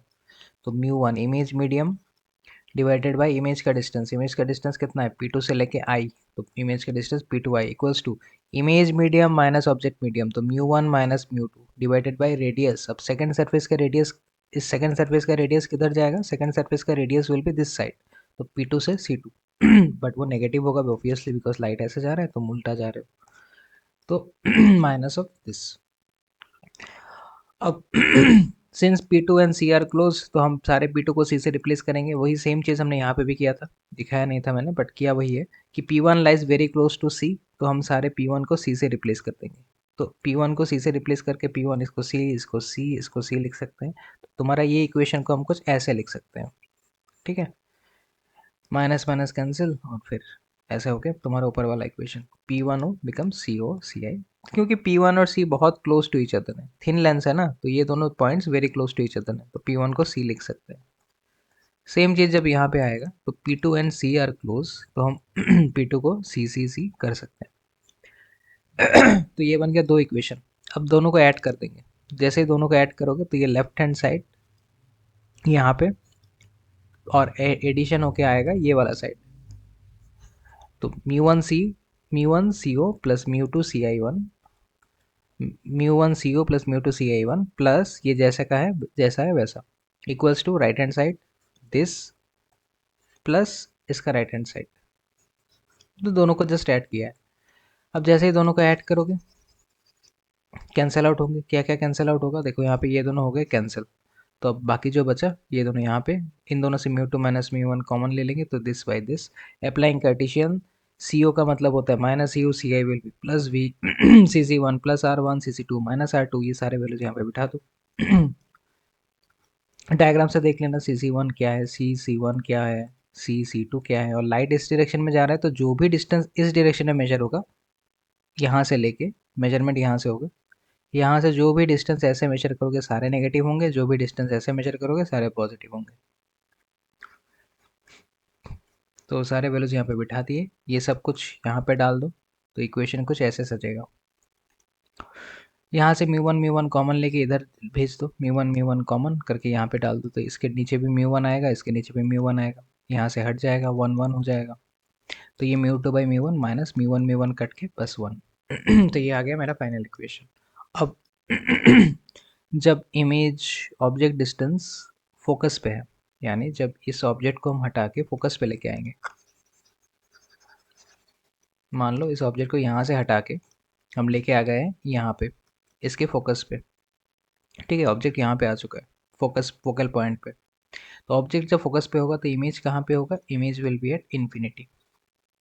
तो हमने यहाँ पे लिख लिया कि जब object is at focus, image is at infinity. Object distance हमेशा नेगेटिव होता है तो यहाँ पे वैल्यू बिठा दो, तो ये सारी चीज़ें यहाँ पे बिठा दो। तो यू की जगह माइनस एफ, एंड देन इसको एफ ए कर दो, एफ बना दो, वन बाई इन्फिनिटी, वी की जगह इन्फिनिटी, तो आगे इक्वेशन ऐसा। तो ultimately one by F minus minus कटने के बाद one by F equals to this. This is called lens makers formula, ठीक है, this is called lens makers formula. यहाँ पे एक बात ऐड कर देना, where F is same for both surface. जब इसके साथ कंबाइन करोगे ना तो इनका राइट हैंड साइड दोनों का सेम है, यानी this will be equal to this. तो ये आ गया थिन लेंस फार्मूला। तो ये हो गया हमारा proof for Lenz makers formula, ठीक है।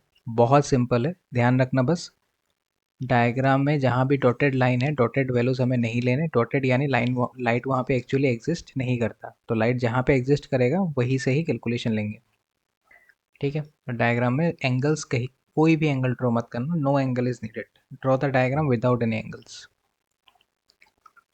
और formula minus object medium plus object by object distance plus image medium by image distance equals to image medium minus object medium divided by radius. Lens maker formula की कुछ बातें याद रखना। अगर equi convex lens है तो हमारा R1 हमेशा पॉजिटिव होगा, R2 हमेशा नेगेटिव होगा, और दोनों इक्वी कॉन्वेक्स हैं तो दोनों R सेम होंगे, ठीक है। ये बातें याद रखना। बाकी तो बस F कहाँ से आया, F इस फॉर्मूला से आया यहाँ पे बिठाने के बाद, तो वो तो तुम लोग कर पाओगे। बट याद रखना कि इक्वी कॉन्वेक्स के केस में R1 is positive, R2 is negative. Plano convex के केस में R1 is negative, R1 is infinity, R2 is negative. Equi concave के केस में R1 is negative, R2 is positive, इसका उल्टा। And for plano concave R1 is infinity, R2 is positive. तो ये बातें याद रखना। Linear rules for image tracing same है। if a ray is parallel to principal axis passes through focus, a ray passing through optical center passes undeflected। अगर कोई ray lens के optical centre यानी यहाँ से पास हो रहा है, सेंटर से, ठीक है, कोई भी रे अगर लेंस के सेंटर से पास हो रहा है तो वो बिना डिफ्लेक्शन के सीधा निकल जाएगा।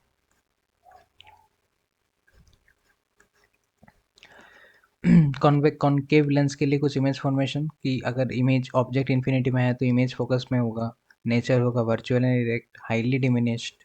अगर इन्फिनिटी एंड ऑप्टिकल सेंटर के बीच में है, ठीक है, इन्फिनिटी एंड ऑप्टिकल सेंटर, तो इन्फिनिटी एंड ऑप्टिकल सेंटर के बीच में अगर कहीं पर भी है तो इमेज कहाँ पे होगा, between focus and optical centre हमेशा, कॉन्केव के केस में। तो इमेज को इन्फिनिटी और ऑप्टिकल सेंटर के बीच में, यानी तुम्हारे लेंस का, कॉन्केव लेंस का ऑप्टिकल सेंटर और इन्फिनिटी के बीच में कहीं पे भी ऑब्जेक्ट रख लो, इमेज हमेशा क्रिएट होगा बिटवीन फोकस F1 यानी पहला फोकस एंड ऑप्टिकल सेंटर, यानी image will be virtual and direct. Image पीछे नहीं जाएगा, it will not be a real image. Image इस साइड में ही क्रिएट होगा और वो F1 और O के बीच में ही होगा, यानी फर्स्ट फोकस एंड ऑब्जेक्ट के ऑप्टिकल सेंटर के बीच में। O माने ऑप्टिकल सेंटर, ठीक है, लेंस के बीच में जो होता है वो भी डिमिनिश्ड होगा। और इन case of convex lens you get a real image, तो इन्फिनिटी में होगा तो एट F2 माने सेकंड फोकस, तो ये हो गया F1, इधर आएगा F2। तो ऑब्जेक्ट अगर इन्फिनिटी में होगा तो image will be eight F2। तो beyond twice F1 2F2 and F2, तो 2F2 माने centre of curvature, but second centre of curvature इधर वाला, ठीक है। सो सारे बस सिंपल याद रखना, 2 माने ये वाला सरफेस, 1 माने ये वाला सरफेस। कॉनकेव के केस में भी ये होगा सेकंड सरफेस, ये होगा पहला सरफेस। तो F1 एक होता है, F2 एक होता है हर लेंस में। लेंस के लिए रेडियस भी 2 होगा, फोकल लेंथ भी 2 मिलेगा, तो एक होता है 1, एक होता है 2। यहाँ पे कौन सा किसके लिए होता है? कॉन्वेक्स के लिए इमेज इज नेगेटिव। अगर रियल है तो ऑब्जेक्ट डिस्टेंस इमेज, कॉन्वेक्स के केस में object is always negative, you is for object, it is always negative. Image अगर रियल है तो पॉजिटिव होगा, अगर वर्चुअल है तो नेगेटिव होगा। Focal length is always positive. Height अगर रियल है तो नेगेटिव होगा, वर्चुअल है तो पॉजिटिव होगा। Height of object is always positive. And in case of concave object distance is always negative. Image तो रियल होता ही नहीं है, हमेशा वर्चुअल होगा, तो image is always negative. Focal length is always negative. Height of image is always positive and height of object is always positive.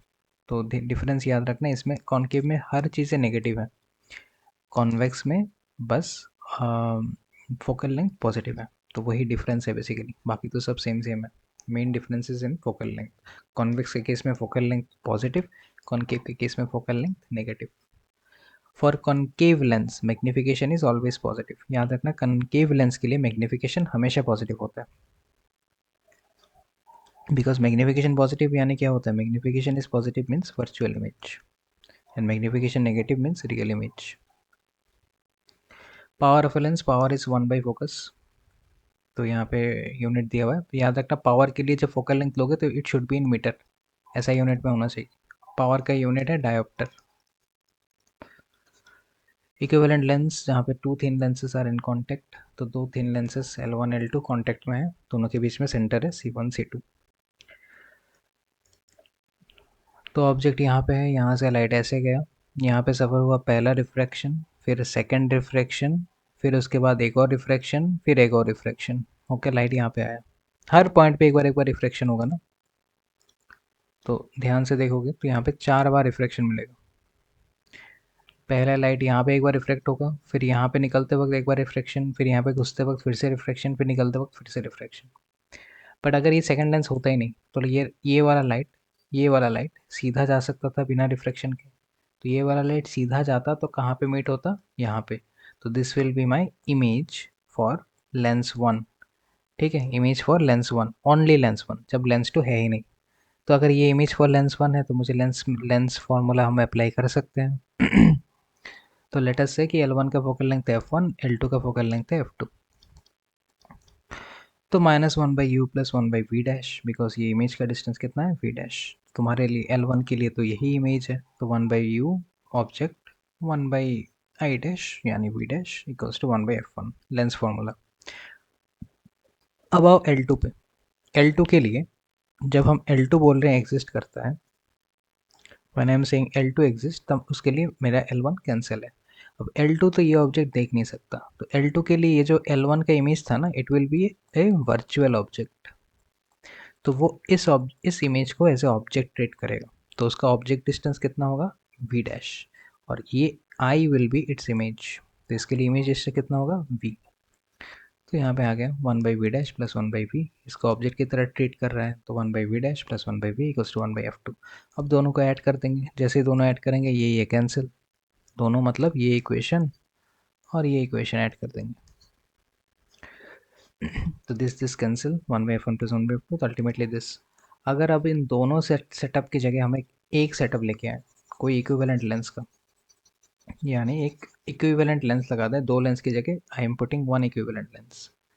तो equivalent मतलब सबको सेम रहना चाहिए। तो हमारा लेंस ऐसा होना चाहिए कि अगर ऑब्जेक्ट अभी भी ओ पे है, ऑब्जेक्ट अभी भी ओ पे है, तो मेरा फाइनल इमेज अभी भी आई पे ही आना चाहिए। तब मैं इसको बोल पाऊंगा कि हाँ it is an equivalent lens. Let us से इस इक्विवेलेंट लेंस का फोकल लेंथ है एफ। तो इसके लिए ऑब्जेक्ट डिस्टेंस कितना होगा, पहले जैसा सेम होगा। इसके लिए इमेज डिस्टेंस क्या होगा, पहले जैसे सेम होगा, वी होगा।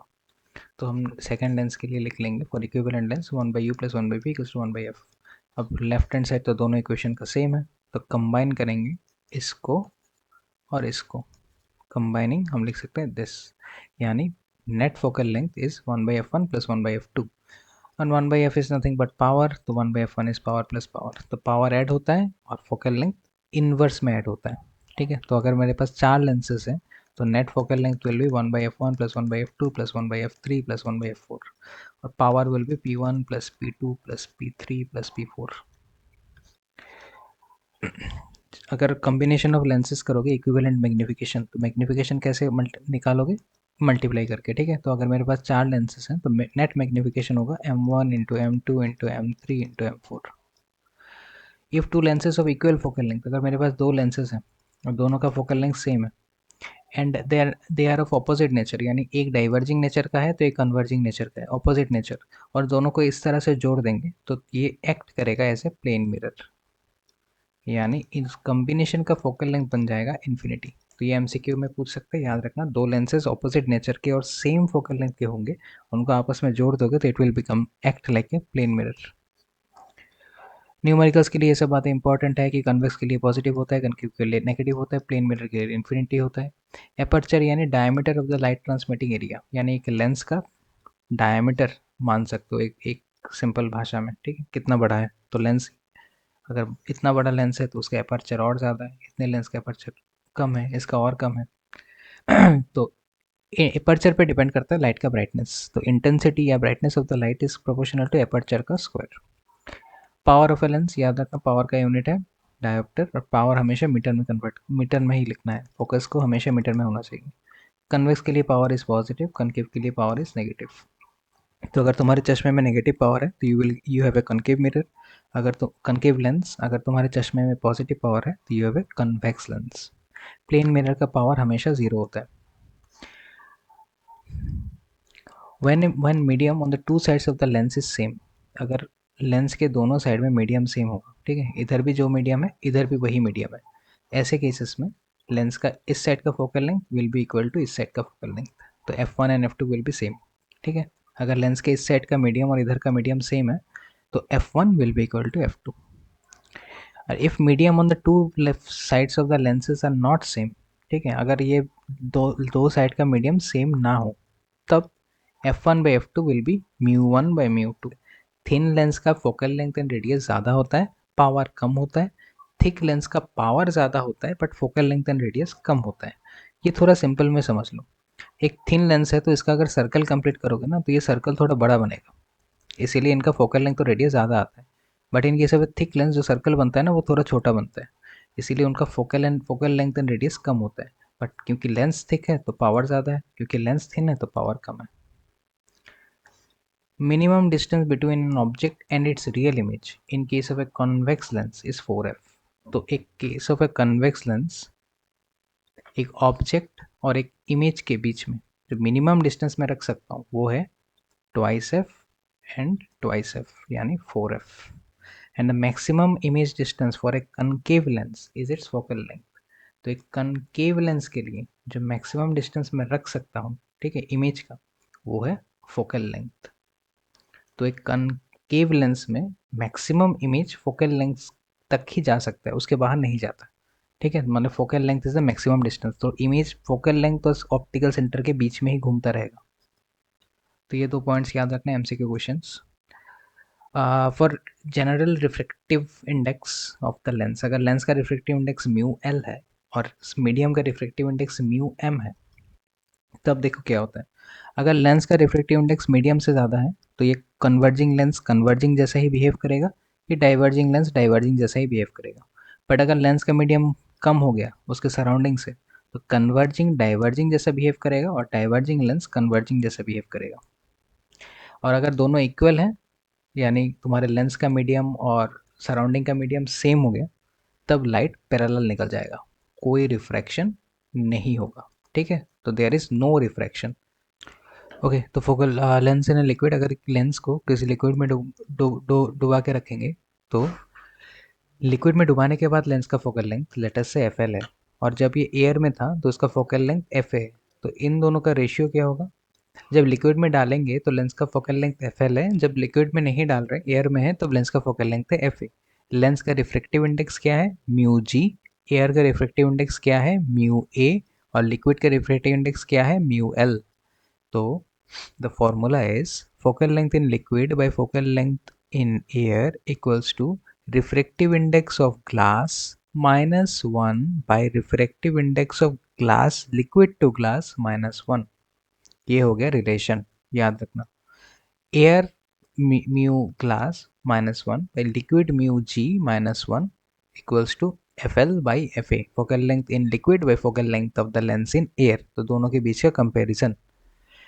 म्यू एल म्यू जी क्या है? L mu G is nothing but mu glass by mu liquid. अगर mu glass mu liquid given है तो एल म्यू जी हो गया mu glass by mu liquid. A mu G क्या है? A mu G is nothing but mu glass by mu air. तो ये given होगा तो it's very easy to solve. Focal length of the glass lens is 1.5 if is f in air, then inside the water is focal length is 4f।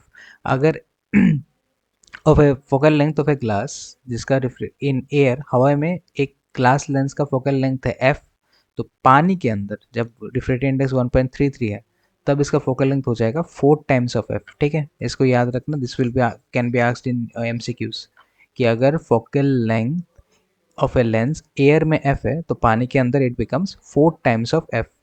If the in liquid focal length increases and it's power decreases, तो liquid में डालने से किसी भी lens का focal length बढ़ता है, power कम होता है। अगर किसी लेंस को लंबाई में काटेंगे, ऐसे काटेंगे, तो उसका फोकल लेंथ 2 टाइम्स हो जाता है, पहले से 2 टाइम्स, और पावर आधा हो जाता है, पहले से आधा। अगर किसी लेंस को ऐसे बीच में काटेंगे तो इसका फोकल लेंथ और पावर सेम रहता है, कोई चेंज नहीं होता। ठीक है, तो लेंस को बीच में से लंबाई से काटोगे, यानी perpendicular to principal axis, perpendicular to principal axis, तो focal length becomes 2 times, power becomes half, and along the principal axis तो सब कुछ सेम रहता है। तो ये चीज़ें यहाँ पे लिखा हुआ है। ठीक है, तो अगर एक symmetrical lens is cut along principal axis in two equal part, intensity of the image found by each part will be less as compared to that of the complete lens। Cut along principal axis वरना ऐसा काटेंगे तो along principal axis and cut along optical axis, यानी ये वाला। ठीक है, ये इसको बोलते हैं ऑप्टिकल एक्सिस। तो इस केस में इंटेंसिटी रिमेन्स द सेम, इस वाले केस में intensity remains the same, and इस वाले केस में intensity becomes half. If a lens is made of several materials, then number of images formed equal to number of materials used। और if a lens is made of several materials, then number of images तो ये यहाँ पे है composite lenses। ठीक है, if a lens is made of several materials, अलग अलग मटेरियल से बना होगा, तो कितने इमेजेस फॉर्म होंगे? That will be equal to number of materials used. अगर मैं 3 मटेरियल मिक्स करके एक लेंस बनाऊंगा तो वो 3 तरह के 3 इमेजेस क्रिएट करेगा। ठीक है, अलग अलग मीडियम पे अलग अलग रिफ्रैक्शन होगा, तो अलग अलग इमेजेस। जब भी कोई न्यूमेरिकल सॉल्व करोगे तो हमें सबसे पहले टू फाइंड निकालना है, फिर उसका नोन फार्मूला, फिर यूज़ अप्रोप्रिएट साइन कन्वेंशन। ठीक है, फार्मूला के बाद उस पर साइन कन्वेंशन भी यूज़ करना है, भूलो मत। प्लस माइनस बिठे डालना होता है फार्मूला में, बस जिसका निकालना है उस पर साइन कन्वेंशन मत यूज़ करना। नेक्स्ट आएगा प्रिज्म। प्रिज्म 3 तरह का होता है, equilateral, right angle and right angle isosceles. Angle of prism, material of prism और एंगल ऑफ इंसिडेंस पे डिपेंड करता है क्या? प्रिज्म का डेविएशन। ठीक है, कितना डेविएशन होगा वो एंगल ऑफ प्रिज्म पे डिपेंड करता है, मटेरियल ऑफ प्रिज्म पे डिपेंड करता है, एंगल ऑफ इंसिडेंस पे डिपेंड करता है। रिफ्रैक्शन थ्रू प्रिज्म, तो यहाँ पे आ गए हम रिफ्रैक्शन थ्रू प्रिज्म। मान लो प्रिज्म पे लाइट ऐसे आया, फिर यहाँ पे रिफ्लेक्ट होकर ऐसे गया, फिर बाहर आ गया यहाँ से। अब लाइट एक्चुअली जाना चाहिए था कौन से पाथ में? अगर प्रिज्म नहीं होता तो लाइट इस पाथ में जाना चाहिए था, अगर प्रिज्म नहीं हुआ, और गया कहाँ पे? इस पाथ पे चला गया, फाइनली गया इस पाथ पे। तो इन दोनों पाथ के बीच का जो एंगल होता है ना, that is called angle of deviation, यानी कितना डिविएट हुआ है लाइट, जाना कहाँ पे चाहिए था और गया कहाँ पे। अब हम यहाँ पे सॉल्व करेंगे, तो P Q N equal to I, S R N equal to E, and K T S equal to del. तो ये एंगल्स हमने ले लिए। वैल्यूज। अब एंगल टी आर क्यू देखो, angle T R Q, angle T R Q, ये वाला angle, this angle is nothing but, देखो, ई माइनस आर टू। ये एंगल ई है तो ये पूरा एंगल ई होगा वर्टिकली ऑपोजिट, तो ये पूरा एंगल ई है और ये इतना सा हिस्सा है आर टू, पूरा है ई और इतना सा है आर टू, तो ये रिमेनिंग पोर्शन कितना होगा, ई माइनस आर टू, तो ये हो गया E minus R two. Similarly angle T Q R is I minus R one, ये पूरा एंगल है आई, देखो दिस टू, ये है तुम्हारा जो बोलते हैं वर्टिकली ऑपोजिट एंगल, तो this whole thing is I, ये है आर वन, तो ये छोटा सा हिस्सा कितना होगा, आई माइनस आर वन, तो इसका आई माइनस आर वन, इसका ई माइनस आर टू। अब in triangle T Q R, जाओ ट्राइंगल टी क्यू आर पे, in triangle T Q R, इस टी क्यू आर वाले ट्राइंगल पे, ठीक है, टी क्यू आर वाले ट्राइंगल पे external angle equal to sum of two opposite internal angles, यानी इसका और इसका सम होगा, यानी टी क्यू आर और टी आर क्यू का सम होगा, तो टी क्यू आर और टी आर क्यू का सम होगा डेल। टी क्यू आर को लिख सकते हैं E minus R, T Q R को लिख सकते हैं I minus R one, T R Q को लिख सकते हैं ई माइनस आर टू, फिर यहाँ पे ई को इधर लेके आ गए, इक्वेशन बन गया ये। अब ट्राइंगल क्यू आर ओ, आओ ट्राइंगल क्यू आर ओ पे, क्यू आर ओ, ये वाला ट्राइंगल, यहाँ पे R one plus R two और ये वाला एंगल तीनों मिला के 180 होना ही चाहिए, एंगल सम प्रॉपर्टी, तो this and this must be equal to 180 in quadrilateral A Q O R. अब आओ क्वाड्रिलेटरल, और ये दोनों हमने बनाए ही नॉर्मल थे, दिस इज अ नॉर्मल, तो ये हो गया 90, ये भी नॉर्मल बनाया था, तो दिस इज 90, ये भी नॉर्मल टू द सरफेस था, ये भी नॉर्मल टू द सरफेस है, तो ये दोनों हो गए 90 और ये एंगल, तो ये चार मिला के 360 होने चाहिए, जहाँ पे ये दोनों है 90, तो हम इसको लिख सकते हैं this plus 90 plus this plus 90 equal to 360, 90 90 इधर भेज दो, हो गया 120, तो A plus Q R equal to 120। अब अगर ये वैल्यू हमें पता है तो हम यहाँ से इसको रिलेट करेंगे, देखो, इनको और इनको मिलाएंगे, इनको और इनको मिलाओगे तो ध्यान से देखो क्या होता है, इसको और उसको मिलाओगे तो इधर भी 180 इधर भी 180, तो मैं दिस इक्वल टू दिस लिख सकता हूँ, जहाँ पे ये कट जाएगा तो A equals to R one R two, ठीक है, तो इसको दे दो 1, इसको दे दो 2, 1 एंड 2 कंबाइन करोगे तो A equals to R one R two. अब हमें ए का वैल्यू मिल गया, अब इस ए का वैल्यू को हम इक्वेशन इसमें जाकर डाल देंगे, इसको 1 मान लो, इसको 2 मान लो, इसको 3 मान लो। अब ये नया जो ए का वैल्यू मिला है ना हमें, अब ये जो नया ए का वैल्यू मिला है उसको जाके इक्वेशन 1 में डालेंगे, ये हो गया मेरा इक्वेशन 1। अब ये जो नया ए का वैल्यू है इसको जाके यहाँ पे डाल देंगे, तो ये बन जाएगा आई प्लस ई माइनस ए, वहाँ से ए को इधर ले लो तो दिस आ गया आंसर। अब जब मिनिमम डिविएशन होगा तो del equals to del M, और I will be equal to I will become equal to E, और R one R two will become equal to R, ये होता है मिनिमम डिविएशन में।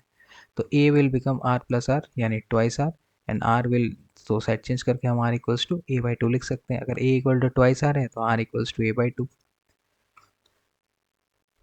ऑल्सो इक्वेशन 1 से, इस वाले इक्वेशन से, दिस प्लस दिस, आई तो ई के इक्वल है ना, तो इसको आई प्लस आई लिख सकते हैं, यानी ट्वाइस आई से अगर 2 इधर भेज देंगे तो I equal to this plus this, I plus I twice I, 2 को उधर भेज दिया,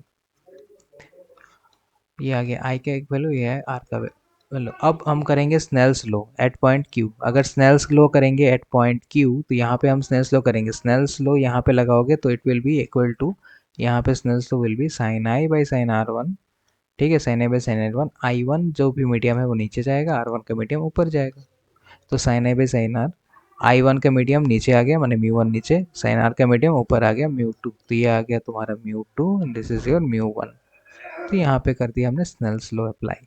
अब आई की जगह आई का वैल्यू, आर की जगह आर का वैल्यू, आ गया हमारा फाइनल आंसर, ठीक है। Reflected ray inside the prism is parallel to the base of the prism at angle of minimum deviation, याद रखना एट मिनिमम डेविएशन, जब ये प्रिज्म मिनिमम डेविएशन कंडीशन में चला जाएगा तब ये जो इधर वाला रे होता है ना, बेंड होके यहाँ से होके ऐसे जाता है, this ray will become parallel to this at minimum deviation, ठीक है। और मिनिमम डेविएशन का ग्राफ ड्रॉ करने बोले तो ग्राफ कुछ ऐसा आएगा, म्यू वन हमेशा रिफ्रैक्टिव इंडेक्स ऑफ सराउंडिंग होता है, mu two refractive index of the prism है, there are two values of angle of incidence for each ray passing through a prism deviates through a given angle, ठीक है। तो हमेशा there are two values of angle of incidence, angle of incidence के ऐसे दो values possible है, ठीक है, कुछ भी, alpha and beta, two values possible है for which a ray passing through a prism deviates through a given angle. यानी मान लो फॉर एग्जांपल ये रे ऐसे गया, फिर जाना चाहिए था ऐसे, बट बेंड होके ऐसे चला गया, तो ये डेविएशन कितने का हुआ, मान लो 30 degree. This 30 degree deviation can be achieved for example by two given incidence angle. यानी मैं मान लो 70 इंसिडेंस पे भी 30 मिल सकता है मुझे, और 120 इंसिडेंस पे भी 30 मिल सकता है। यानी हर angular deviation can be achieved by two angle of incidences. तो two values of angle of incidence for which a ray passing through a prism deviates through a given angle. तो हमारे पास दो एंगल ऑफ इंसिडेंस पे हमें same deviation मिल सकता है, possible है। Deviation through a prism for a small angle, तो एक स्मॉल एंगल के लिए सेम प्रिज्म का डायग्राम, सेम एंगल्स, यहाँ तक सब कुछ सेम, R1 R2 एंगल सब कुछ सेम, यहाँ तक एवरीथिंग इज सेम, यहाँ तक एवरीथिंग इज सेम, यहाँ तक एवरीथिंग इज टोटली सेम, कोई चेंज नहीं है। ठीक है, हमें यहाँ से R1 R2 मिल गया, तो हमें R1 R2 का वैल्यू हमने यहाँ पे पुट कर दिया, R1 R2 का वैल्यू हमने यहाँ पे पुट कर दिया, तो हमें मिल गया माइनस साइन। तो del plus A equal to I plus C, यहाँ तक सब कुछ सेम है। अब एक बार स्नेल्स लॉ अप्लाई करेंगे पॉइंट क्यू पे। इस बार हम मान के चल रहे हैं कि म्यू वन मेरा एयर है, यानी म्यू वन का वैल्यू इज 1, और ये मेरा है म्यू टू। अब स्नेल्स लो, तो ये है मेरा म्यू, ठीक है, this is mu and this is air, mu one is air. अब स्नेल्स लो अप्लाई करेंगे एट पॉइंट क्यू, क्यू पे स्नेल्स लो अप्लाई करेंगे, तो sine I by sine R one equal to I का medium, यानी air वाला नीचे जाएगा और आर वाला ऊपर आएगा। तो it will B mu by mu one. अब म्यू वन तो एयर है, इसका वैल्यू 1 है, तो इसको लिखना ना लिखना एक ही बात है, बिकॉज ये 1 है, तो हमने इसको ऐसे लिख लिया। फॉर स्मॉल एंगल साइन आई को आई लिख सकते हैं, साइन आर वन को R1, यहाँ से हमें आई का वैल्यू मिल गया। अब स्नेल्स लॉ अप्लाई करेंगे पॉइंट आर पे, यानी यहाँ पे। अब sine sine R2 by sine E, या फिर तुम लिख सकते हो sign E by sine R2, जो भी तुम्हें मन करे, कैसे भी लिख सकते हो। हमने यहाँ पे लिखा है sine E by sine R2, sine E by sine R2। अब ई बाई R2, ई कौन से मीडियम में है, एयर में, यानी म्यू वन पे, तो उसको लिखेंगे नीचे। R2 कौन से मीडियम में है, म्यू में, उसको लिखेंगे ऊपर। तो ये हो गया म्यू बाई म्यू वन। तो E by R2 is mu by mu one का वैल्यू है 1, तो उसको लिखना ना लिखना एक ही बात है, तो ये आ गया ऐसा। साइन साइन लिखना, मैंने sine small angle is equal to the angle, माने sine theta for a small angle is equal to theta. तो साइन ए को ई लिख सकते हैं, साइन R2 को R2 लिख सकते हैं, साइड चेंज किया तो ई का इक्वेशन मिल गया।